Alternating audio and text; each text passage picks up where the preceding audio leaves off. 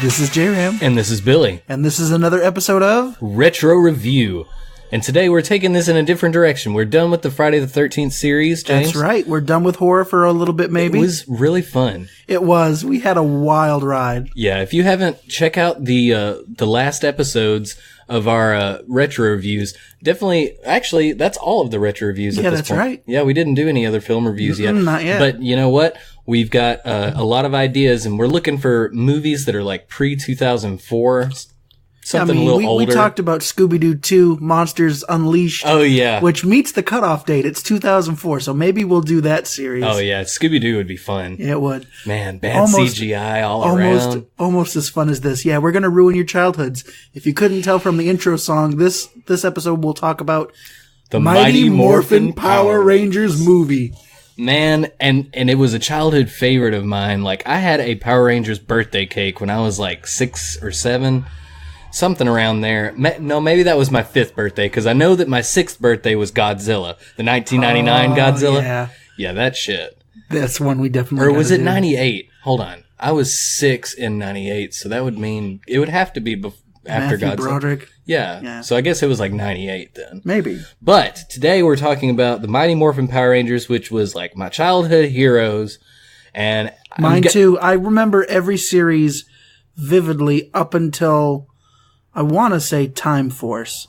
I've caught episodes of the series after that, but like I watched every episode up until then. See, I don't think that maybe when I was a kid, I don't think I had the channel. I don't think was it Fox? Yeah. Okay, I don't think I was able to watch Fox cartoons when I was young. I don't know if it was because of the like cable package that I had or something, or that my parents had, because I didn't ever really watch the TV show.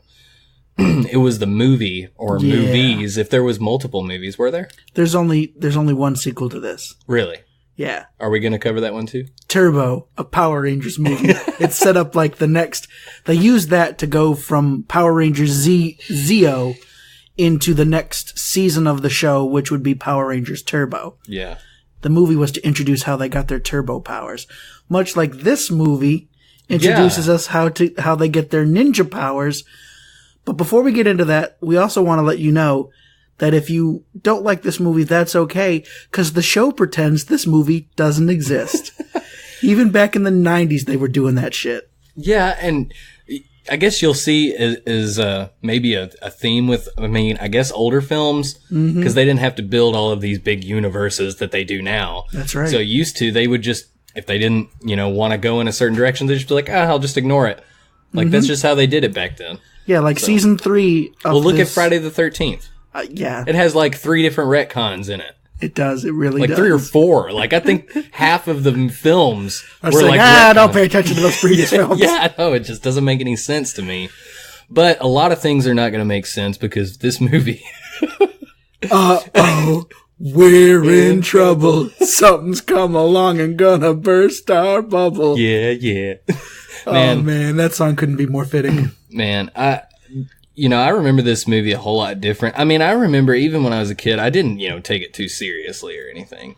Well, let's get into the numbers for a second. Yeah. This movie debuted on June 30th of 1995. So it was 95 minutes long. Mm-hmm. It had a budget of $15 million. Guess how much it raked in?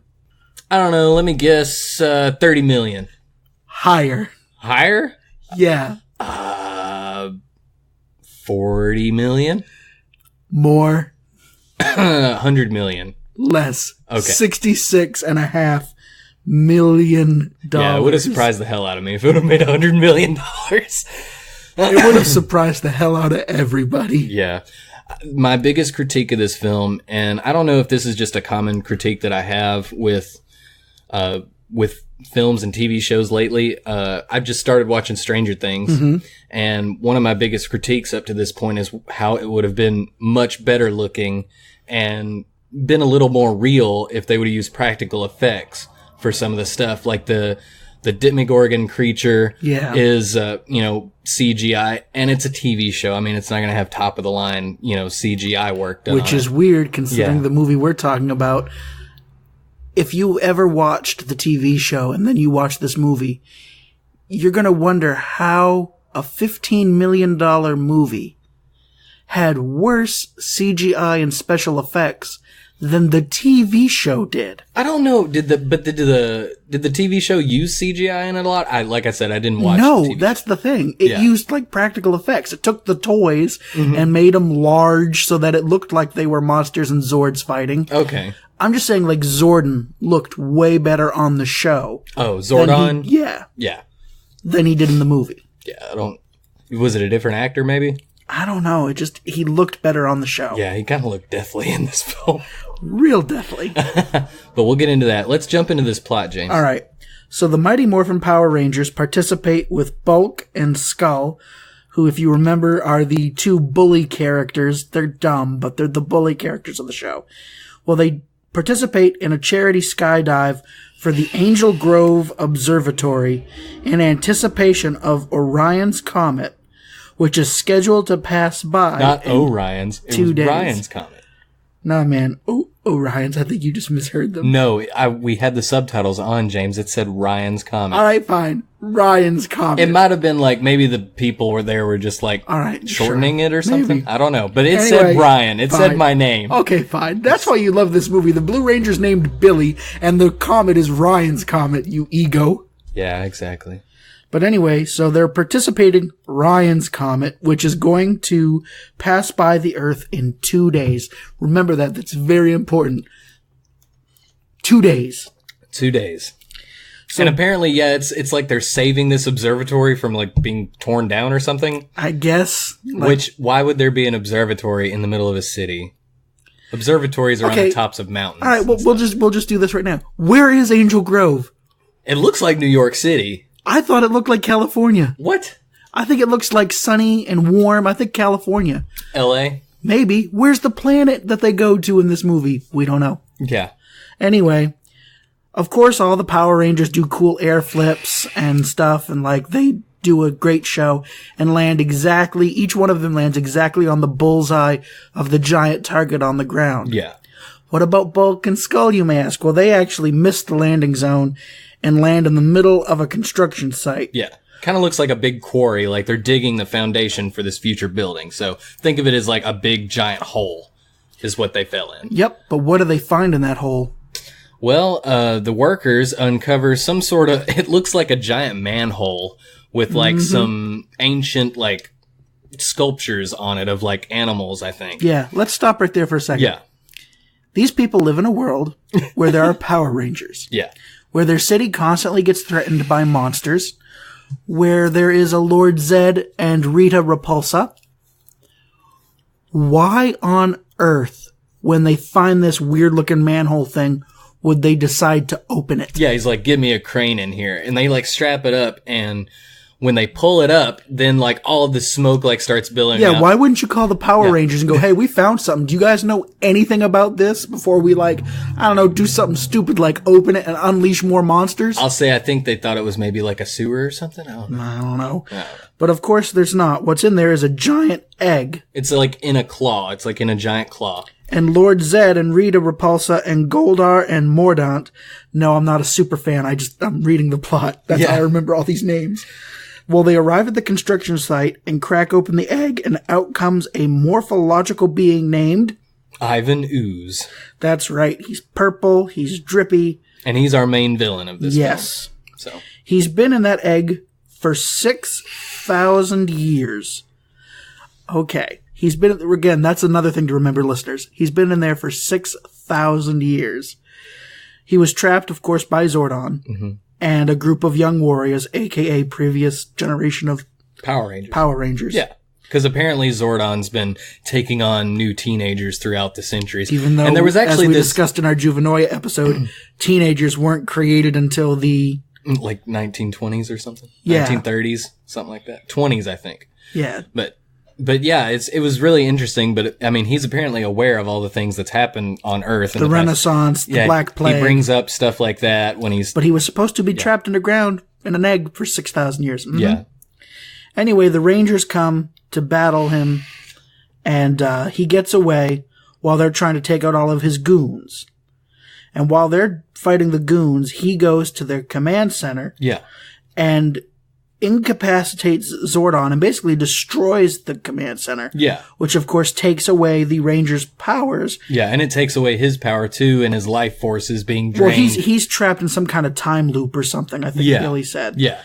And with that gone, oh no, Zordon's starting to age rapidly. Yes. So that's and the he's logic dying. behind it, yes. And I thought he did die in this film when I was like, I'm pretty sure Zordon dies, and James was like... This is where it started with the argument of, no, because he's in the series after this point. Yeah. Because we didn't realize until afterward that the series in season 3 just pretends this movie never happened and gives a complete different explanation for all of the events of this movie. Yeah. But anyway, they find out that there's a chance to get the power back and restart the command center. Yeah.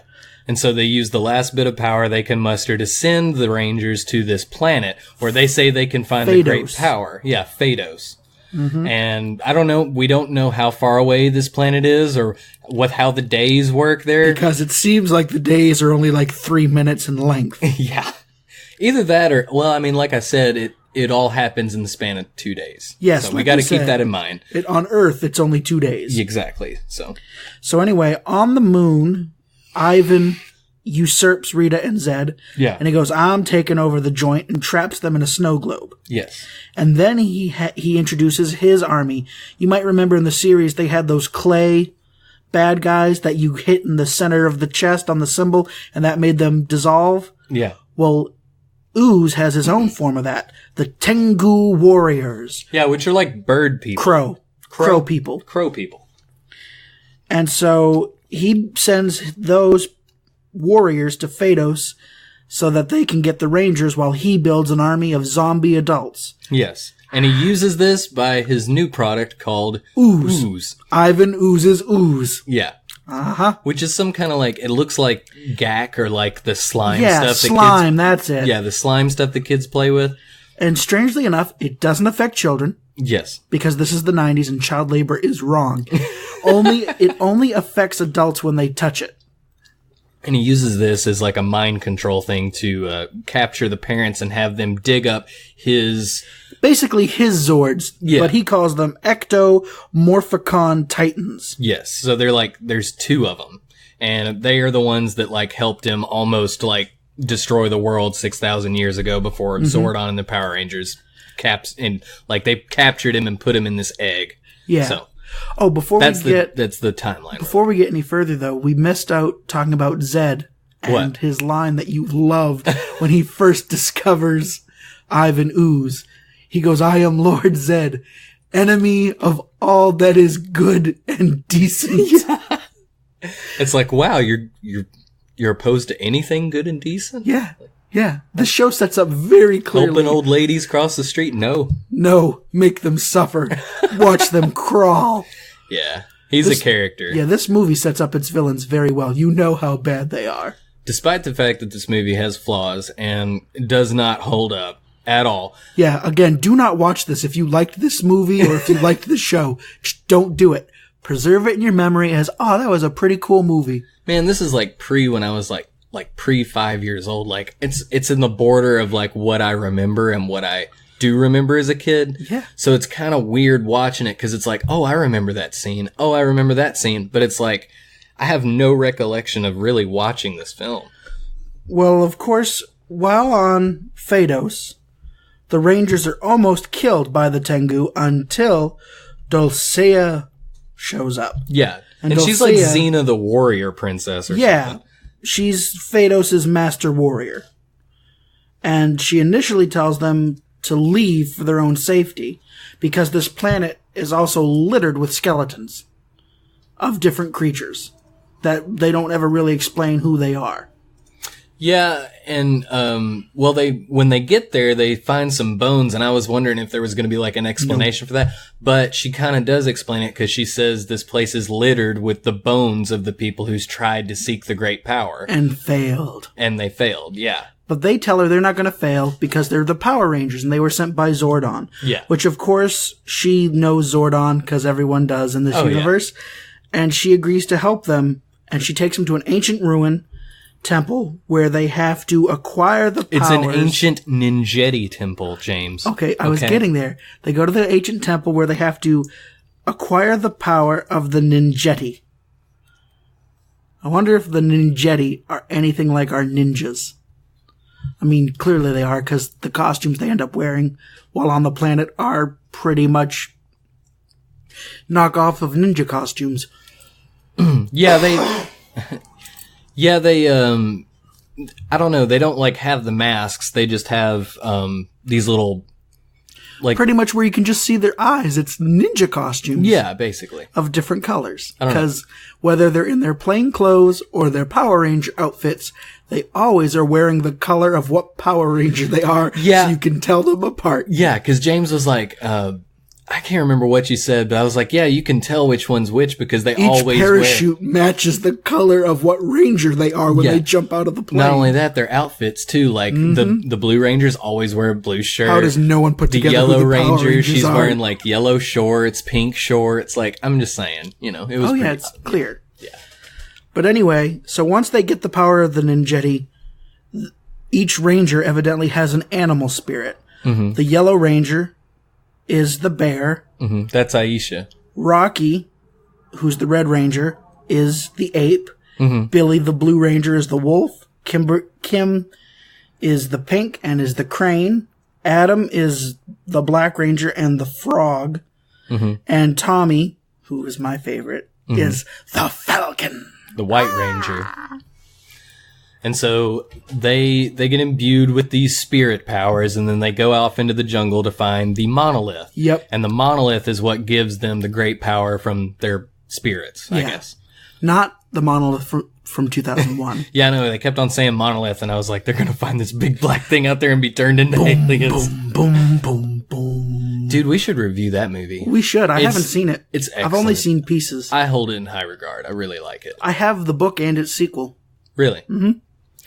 But anyway, they do achieve the great power after defeating the Stone Guardians of the temple that turn into monsters and fight them.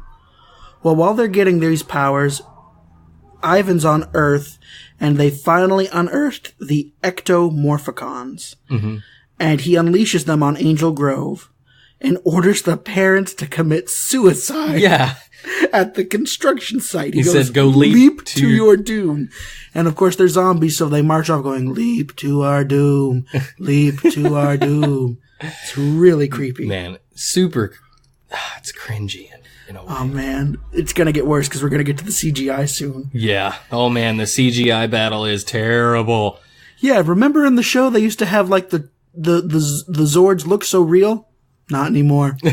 Not anymore. Now they look like garbage. So much chrome. So much chrome. Why, 90s? Why? You couldn't do it yet. Wait like 10 more years. Anyway, after they're unearthed, Fred, who's a kid that's a friend of the Rangers that we completely forgot to mention because he does not matter to this movie. Mm-hmm. And Bulk and Scully. We haven't went through their travels through the jungle to get to the monolith. Yeah, we did. They defeated. Oh, that's right. The plot skips that part in the Wikipedia thing. It skips this part. Well, as they're going through the jungle, they end up coming upon these giant like bones. They look dinosaur bones. Yeah, they're dinosaur bones, just like their powers used to be. Yeah, and this one set of bones, it's like a triceratops, comes to life and starts attacking all of them. I mean, it's like a weird triceratops with like teeth, so maybe it's like alien dinosaurs because they're on another planet. They could be. Yeah, so it starts fighting them and they all work together to, kill, same thing as always. Well, Tommy gets on its back and he pulls out one bone and that just makes the whole head fall off. Yeah, and so they end up traveling farther and they get to the temple where the monolith is, and then these stone warriors come to life out of the thing, and there's like 4 or 5 of them. And I think of course, there's one they for use each, their new ninjetti powers to defeat them. which is weird considering they haven't gotten the great power yet or something. I don't know. Anyway, how do they know these moves yet? Because they know the ninjetti moves, they don't have the suits. They don't have the Zords. Yeah, they're not even going to be different suits. They're going to be the exact same suits, just with instead of dinosaur different symbols, emblems. Yeah. animal symbols. Like, yeah, I know. The Yellow Ranger's head is still a saber-toothed tiger. Yeah, it's such a letdown. Yeah. Anyway, so they get to the monolith. They end up killing all the stone guardians. Incapacitating. Nobody dies in this movie. Well, unless they explode into ooze or blow up, like the last one they shot up against the door to the temple or whatever, and it just exploded. True. So he's dead, James. Fine. He died. You were right. Anyway, so they get the powers from the monolith, and it gives them the ability to, I guess, summon their Zords. Yeah, which are Zords based on the animals they are. Yeah. And while all that's going on, Ivan's ectomorphicons are released. And like we said, the parents are told to commit suicide. Leap to our doom. Leap to our doom. Fred, Bulk, and Skull, and the other kids of Angel Grove head to the construction site to save their parents. The Rangers return with their new animal-themed Zords, and they destroy one of Ivan's ectomorphicons, Scorpitron. Yeah. It was at this point you had another good point. What? I love how they just take 2 random words and just mash them and make a whole new thing like ectomorphicon and Scorpitron. And Hornator. It's just weird. Oh my gosh, it's a hornet. Now I understand its stupid name. It's because it's a hornet. That makes sense. Well, Ivan personally takes control of Hornator. Yeah. And like goes inside and makes him big, and then it changes its head to his head. Mm-hmm. And in order to keep Angel Grove from being destroyed further, the Rangers take their Zords into space after forming the Ninja Falcon Megazord. Yes. So the Rangers lead Ivan, who has been around for 6,000 years. Yeah. Knows all these historical facts about Earth. The Renaissance, the Black Plague, all these things he was trapped for, he knows. Even dance moves he knows. Yeah. Because like he orders this the swim fat and cop ballet. to do some... But anyway, he knows all of these things, right? Yeah. Doesn't know that there's an asteroid coming. I mean, the chances of him getting hit by that thing. I'm just saying. It was he should know that it's coming. All right, so... They move him, of course, right into the path of Ryan's Comet. Mm-hmm. And then they're in a struggle with him. He's got him wrapped up, and they can't get away until the Yellow Ranger breaks the little glass above the emergency situation only button. Yeah. She breaks the glass, hits the button, and what happens? The Zord knees Ivan in the groin. Because it's a kid's movie, and it's always funny when someone gets hit in the nards. So he gets kicked away, and he slams into the comet and explodes. Gets destroyed. And as he's getting destroyed, the parents come back to their senses. Rita and... Well, that hasn't happened yet. We don't know all that. Yeah. So the destruction breaks the hypnosis. The parents and children are happy. The Rangers then go to the command center and use the great power to restore Zordon, who was dead. You were right. He did die. He That's just was brought back to life by the Power Rangers. So we were both right. Yeah. So he's brought back to life. Everything is back to normal in Angel Grove as a celebration is held with fireworks that shoot up a message saying, "Thank you, Power Rangers." In the worst special effects possible. Yeah, they didn't even shoot off real fireworks for this Here's the problem. They had that "Thank you, Power Rangers" fireworks ready to go. Do you know how long it takes to make a firework like that? They launched them immediately after being saved, which means they probably have a whole stockpile of "Thank you, Power Rangers" fireworks for every time they save Angel Grove. Let's not read too far into this, James. I don't know how to make fireworks. I'm just telling you, suspension it's of weird. belief, man. Okay. I want to apologize for all the road traffic. We're recording super late / super early, depending on how you perceive that. It's like 5 a.m. and we're time is fluid. Actually, it's closer to 6 a.m. So we're hearing all the morning traffic, and I apologize for that. But James, what are your views on this film? Well, I have to admit, I am not that happy. Really? I loved the show. I loved this movie as a kid.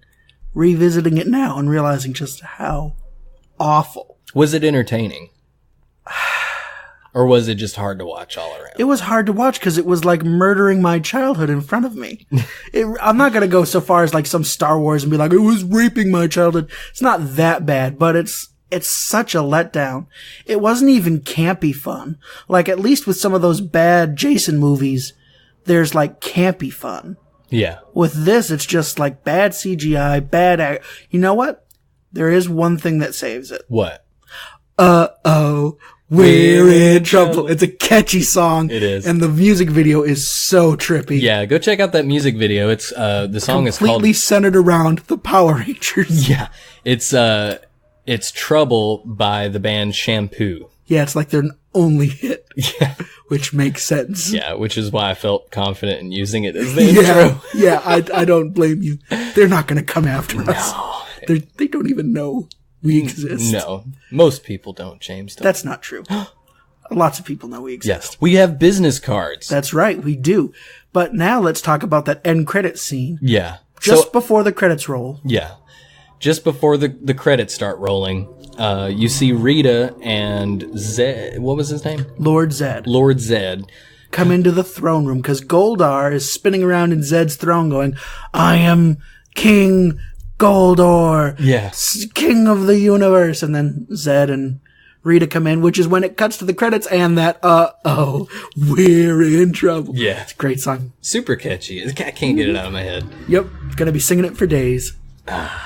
So my general feelings about this film is similar to yours. Like, I feel like I probably shouldn't have watched it now because, like, I don't have that childlike, nostalgia. Well, ready to go. Just my childlike perception of, like, all of that. Like, now looking at it, it's just like, none of this shit makes sense. Like, none of it. But, I mean, it is like, it's like fuel for your child brain. It's just like so much action and so much. So cool. So many flips. Yeah. Ninjas. Monsters. It was Zords. It was definitely something that, like, caught my attention as a kid. It did spark a good conversation afterward of what TV shows we remember. Like, does anyone else out there remember Timmy the Tooth? I didn't until he showed it to me, and then I was like, oh yeah, his tooth is the dog, or the toothbrush is the dog. That's right. And the tooth is a puppet. Everything's a puppet. And then the California Raisins, like, yes. There's so much. The Geico Caveman. Let's see if any listeners remember VR Troopers, Beetleborgs. I do. Those were both made by the same people that made Power Rangers. That's right. All had the same feel to it, too. Mm-hmm. Kids getting superpowers and turning into superheroes. So, James, I know that we're not on the Friday the 13th stuff, but I figured we could still rank this film. Oh, boy. So, you know what? Let's not do it out of 10. Let's give it... I don't know how we should rank this. 0 to hero? I give it 3 Megazords. 3. There we go. I give it 2.5 Megazords out of 5. Out of 5? Yeah, that's what I was thinking too. So about 3 out of 5. It's an entertaining film, and it screams 90s. It's something like, if you want to watch it just out of nostalgia, go ahead and do it. I don't know if I could. I honestly don't know if I could recommend that because I feel worse for watching, and now I'm worried. Why? Because one of the other things we're talking about... Because now that you know that we're doing these retro reviews on these kind of things, that it's going to ruin your childhood? Yeah, kind of, because we're going to be talking about Masters of the Universe, which is that Dolph Lundgren masterpiece of the 80s. And I'm real scared that that movie's going to be trash. But we'll have to wait and see. If there's anything you want us to review, any childhood dreams and things you want crushed, let us know. Yeah. And thanks to Lungbusters for sponsoring our podcast. We really appreciate them. And guess what, everybody? We have a giveaway from them. A giveaway? Yes. If you comment the secret message at the end of this retro review episode on our Facebook page on the post, then you will have a chance of winning a portable power bank. And it's like the size of like a wallet. You can keep it in the back of your pocket. It's made by Naked Vapes. It's kind of a weird name, but, to each We don't their. judge here. We don't judge. Again, thank you so much, Lungbusters. We really appreciate your help. Yeah, so we have this portable power bank. It's got a USB or micro USB charger on it, And it comes with the cable, and it's got a cable that's attached to it that you pull out that you charge your vape with. So if you need an extra charge, you're not around an outlet or something, it's nice to have around. So, So with that in mind, make sure you pay attention. And without further ado, this is J-Man. And this is Billy. Have a good night. Go, go, Power Rangers! Go, go, Power Rangers! Go, go, Power Rangers!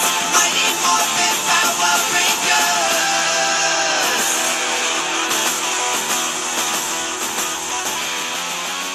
All right, guys. So the secret message of the day is... It's Morphin time.